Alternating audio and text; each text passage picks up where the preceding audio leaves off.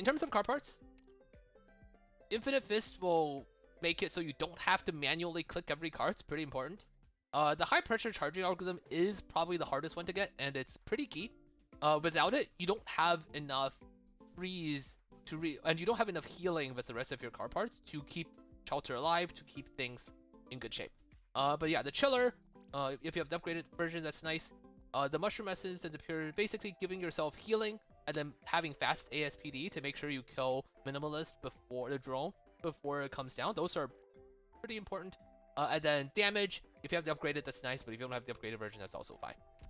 So I'll actually talk about the actual requirements. So the operators that are actually required for this particular setup, Chalter, and 2 any Vanguards. You're seeing me using E0 level 50 Vanguards, doesn't matter. 1 Vanguard, if it's a good Vanguard, is probably good enough. If you have like a E2 Myrtle, that's probably all you need.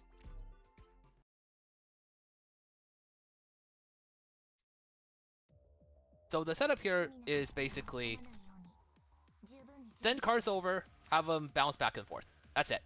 And then once this is fully set up, you put Chalter down and have her deal with the drone. So you see these things being put down. Now you do have to watch for DP. So right now you're seeing the DP bounce between 32. So if you do put Chalter down right now, the cars might stop and that could cause problems. So generally I'm just waiting for one of these to reset and then Chalter goes down and we're basically done.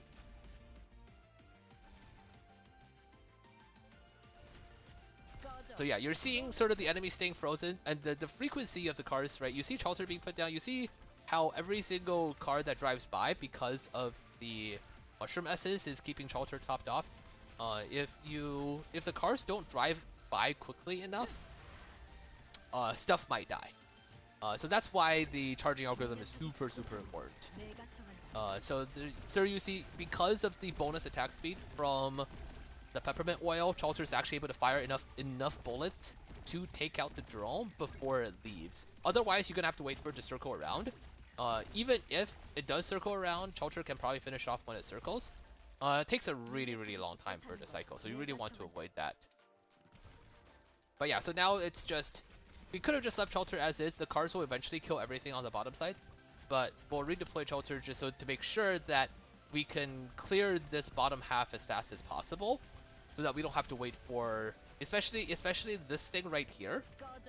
It takes a while for, you know, the cars to actually kill.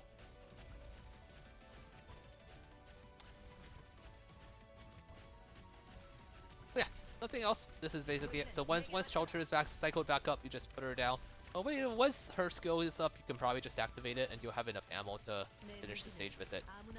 Now, the fastest way to do this is if you set up something over here to spawn camp what's over here. So if you have like an operator that's able to spawn camp on this side, now it can't be physical. Physical operators, these things get physical immunity below 50% HP for quite a while, so that's going to waste a lot of time. But something like an Ash S3, I think, is one of the things that I've seen that just completely destroys this. I've seen people do like a Silver Ash over here, and then do a redeployment for Silver Ash. That also works. But, you know, Chalter just ends up making it quicker. So yeah,